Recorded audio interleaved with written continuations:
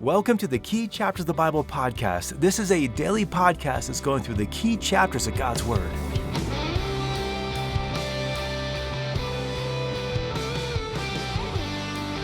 Was it Yogi Berra who said, when you see a fork in the road, pick it up? Maybe it was, but I'm not really sure that's good advice for pretty much anything, especially when making decisions. Challenge is, life is full of decisions, and a wise person learns the ways of walking with God down the road of life so that when we do come to forks in the road, we have a pretty good idea of which way to go. Today we're turning to Proverbs chapter 16, which is one of my favorite go-to chapters to pray through when I'm facing difficult decisions. And looking forward to going through this chapter together with you just to see all of the riches that God has given to us about how to make good and wise decisions in life. Well, this is our third study in the book of Proverbs, and as we've been easing into this book, we've explained that these Proverbs have been given so that we learn this skill of living according to God's instruction. In chapter 1, we explained that Proverbs are gnomic literature. They tell us the way things go. And one of the keys to wisdom is learning to understand how God has designed life to operate. You see, the wise person tries to understand God's principles and align their lives according to His design. Now, the foolish person, they try to live in the exceptions. They hope that they can somehow skirt God's design and set their own course of life. But as we work through this chapter, we will see that that's not the way of wisdom, and often even that kind of mindset stems from pride, which is ultimately a wisdom killer. Now, hopefully at this point, you've already read chapter 16. You might have sensed that this chapter has a theme to it. On the one hand, all of these proverbs can just stand alone and just provide great wisdom for life. But on the other hand, they dovetail together beautifully to give us just a clear understanding of how to make wise decisions.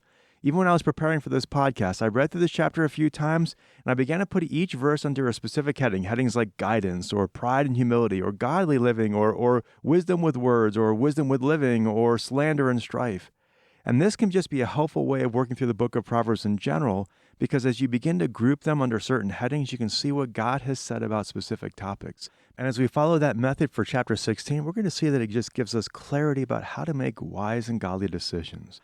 And one of the things I love about this chapter is it helps us keep a right balance when it does come to decision making. Often when we talk about making decisions, and we talk about wanting to make sure that we're doing what is pleasing to God. Now, that is totally appropriate because we need to push back against the natural tendency of our own will that we just make ourselves king and we just do whatever we want. Lots of people, even churchgoers, will sometimes follow their own path and not really submit it to the Lord, not really let Him lead Him, and they end up just doing their own thing. That's not good. And so we have to resist that natural tendency to do our own thing. We just need to get to that place where we were like Jesus. Remember when He was in the Garden of Gethsemane and He just said to the Lord, "Not my will, but thy will be done"? That's the kind of place we need to get to. That's the kind of attitude we need to get to. But here's the challenge. Sometimes people get paralyzed when it comes to making decisions, and they're afraid of doing something that would not be God's will, and they end up doing nothing. We sometimes call that decision paralysis. When we get to that decision paralysis, Proverbs 16 provides a great balance on how to make good, godly, wise decisions. Because even when God doesn't give us clear black and white indications of what is His will, He still expects us to live a wise life in obedience to Him. And often the irony is that when we are just in that decision paralysis, that inaction is really stemming from fear. And we are fearful because we're afraid of making the wrong decision, but that fear actually shows us that we are operating from what really is a lack of faith, because we're saying that we believe the outcome of our decision is up to us. But it's not really. If you look down at verse 1, it says, "The plans of the heart belong to man, but the answer of the tongue is from the Lord." Or down to verse 9, it says, "The mind of man plans his way, but the Lord directs his steps." Now, the point of these verses is that we may have made the decision, but God determines the outcome. And God will gladly and frequently step in such a way that He directs us to an outcome that we may not have been expecting, but is still according to His plan. That's how we can look in the rearview mirror of life and see that straight path of the Lord where, God was guiding this whole thing all along. And if it's not straight, well, that just may show us that we weren't submitting to God very much during that season of life. So when we know this principle, it can release a lot of pressure from us because it shows us we can trust God. God is not going to allow our foot to slip. It's easier to steer a car that's moving, and if we're seeking to honor God and obey His word, and if we're seeking to be surrendered to Him and inviting His intervention, He will step in and He will work in that situation in a way that accomplishes His will. So that's already a key principle from this chapter, but there are many more in chapter 16. And so let's just start digging into this chapter and just seeing how to make wise decisions. Let's talk about just even how hunger is good, for instance. See, we've already established that maybe we're making decisions and the outcome belongs to the Lord. Let's now drop all the way down to verse 26 and see what it says about hunger and how God will use hunger to guide us. It says, a worker's appetite works for him, for his hunger urges him on. And this principle is rooted in the fact that many of our decisions stem from a need in life. For instance, we might need to make money to put a roof over our heads and food on the table, or we might need a car to get to work. And so that need there is a tool in the hand of God to lead us to a place of action, and that action is helping accomplish God's will for our life. Now, sometimes we might be discouraged by these needs. We might say, well, man, my situation is so difficult right now. But if we view that situation biblically, God has sovereignly allowed those needs to exist in our life, and often those needs are the very thing that He is using to spurring us on to action. We need food, so we work hard. We work hard, we end up glorifying God. We're looking for friends, so we reach out to someone at work, and we end up blessing them and ministering to them in the name of Christ. Those needs end up helping us accomplish God's will. And so those needs aren't bad. They're often God's tools in our life to guide us and lead us to a path that just further fulfills His word.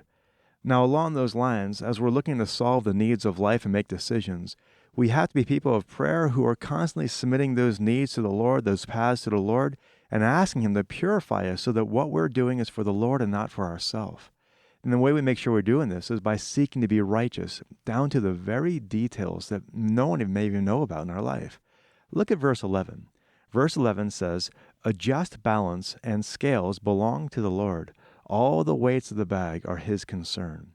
And now, on the one hand, this verse is saying that we shouldn't cheat people. That's just a great principle in general. God's will and God's provision never requires us to cheat people or be dishonest. But verse 11 also says, all the weights of the bag are His concern. All of the weights. Now, when you think about what this is, back in those ancient days, they'd have those ancient scales with those two dishes that would be balanced on either side, and you would put a hunk of metal or a hunk of rock on one side. That was the weight, and then you would balance that out with a piece of like meat or grain or something, and when they got balanced and level, you knew how much that meat would weigh or the grain would weigh or something like that. But here's the thing. You could take those weights and just mislabel them. Maybe it wasn't really 12 ounces. Maybe it was really 11 ounces. Or maybe it wasn't 5 ounces. It was really 4 ounces. And you could cheat people in a way that they would never know because they would never be able to just check those weights. Well, God was not cool with that. He was never okay with people cheating others. And here we're seeing that all of the weights matter to God. Not just the big ones, not the heavy ones, but just going through all of those weights and shaving off a little here. All of that is against God's will for our life. And a part of making good decisions is just being righteous and seeking God to bring righteousness into every detail so that He is glorified through and through. And so that's what you see in verse 8. Better is a little with righteousness than great income with injustice. Or in verse 17, the high way of the upright is to depart from evil. He who watches his way preserves his life. And so when we give attention to the righteousness of our life, we'll be following God's will. He'll never call us to sin, and He'll never be pleased when we're in a state of sin or cheating others or anything like that. Another thing we need to learn is that we need to let the Lord provide clarification if we're making a bad decision or pursuing the wrong path. You see, as we're just going through these decisions we have to make, we might be doing something and not realizing that we're now heading towards a path that's going to end up hurting us. For instance, in verse 25, it says, there is a way which seems right to a man, but its end is the way of death. And if we're people of prayer, we might be heading down this course of life, submitting it to the Lord, and He just kind of shows us and is like, look where this is going. Look where this is going to take you to. And we realize, this is not a path that's leading to a good place. Maybe it's a relationship that's not heading in the right direction. Maybe it's a business pursuit that's not leading to righteousness. Maybe it's something else that won't lead us to a place where God is being glorified. Well, when God shows that to us, we need to get off that path fast. Sometimes it just might be a slight adjustment in life. Sometimes it might be a major life course correction.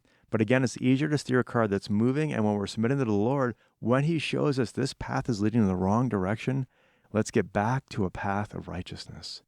Another thing we have to be always watching out for is our pride. And this is just a decision killer, as we just see in this chapter here. Now, James 4:6 says that God is opposed to the proud, but gives grace to the humble. And if we want God to be opposed to us, let's just be prideful. If we want His grace and His help, let's be humble. And this ties into, if you look at verse 18. Verse 18 is a very commonly quoted verse in the Bible. It's usually misquoted as pride goes before the fall. But here we see it actually says, pride goes before destruction and a haughty spirit before stumbling. But it's the same idea that basically if we're prideful, we're in danger of falling. Now, why is that? And that's because the person who's prideful is not checking the Lord and not seeing, oh, this way ends in death, or not seeing the pitfalls are coming this way. The prideful person doesn't believe there are really any threats they can't overcome.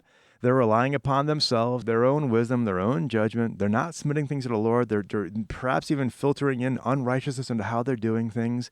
They don't have God's grace. They don't have His protection, and they're doomed to trip and fall.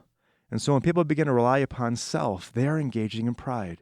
Now, what does this look like? Well, in many ways, it's not just a person who's just flat out arrogant, but it's just anyone who is just thinking, well, they can't fall, that they're relying upon themselves, or maybe they're just even focusing on themselves and not really thinking about Christ and how to glorify Him, or maybe they're fearful or they're insecure and they're just trusting themselves.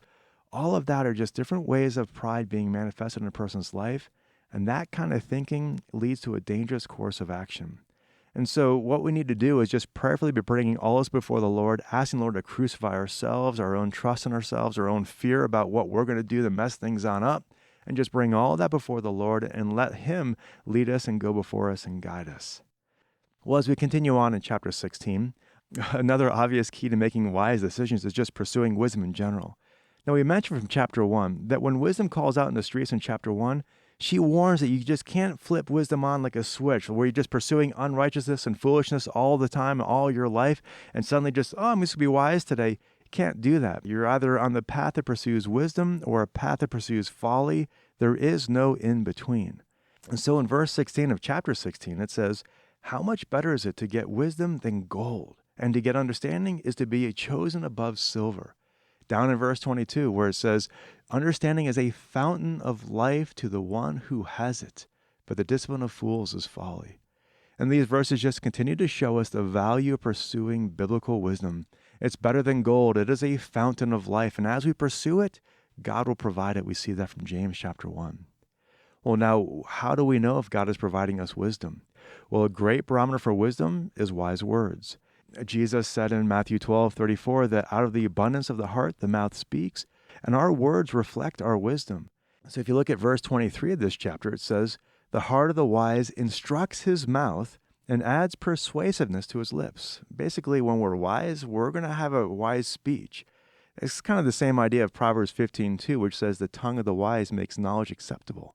Or down in verse 21 of this chapter here, sweetness of speech increases persuasiveness. Wise words can even be healing to the bones in verse 23. And so we can just see here that a barometer of our wisdom is wise words. But foolish words are the exact opposite. They are just the overflow of a foolish man. And so in verse 27, a foolish person's words are like a scorching fire. In verse 28, he spreads strife and slander among friends. In verse 29, he can even lead people down the path of his folly. And so if we are inciting tensions or spreading slander or tempting people to be led astray from following the Lord, we can be certain that we are not doing something that God is calling us to do. That is a path that we should be repenting of and returning back to a path of righteousness. And so as we wrap up our time together today, I would encourage you to pick one of these Proverbs here and just memorize it. Maybe the ones we covered today or just one of the other ones. There's so many great Proverbs in this chapter, more that we could really cover. But memorize it and letting God then apply that proverb in that wise way into your life. Well, I hope you have a great time memorizing some of these verses for life. We'll catch you tomorrow. Have a great day and God bless.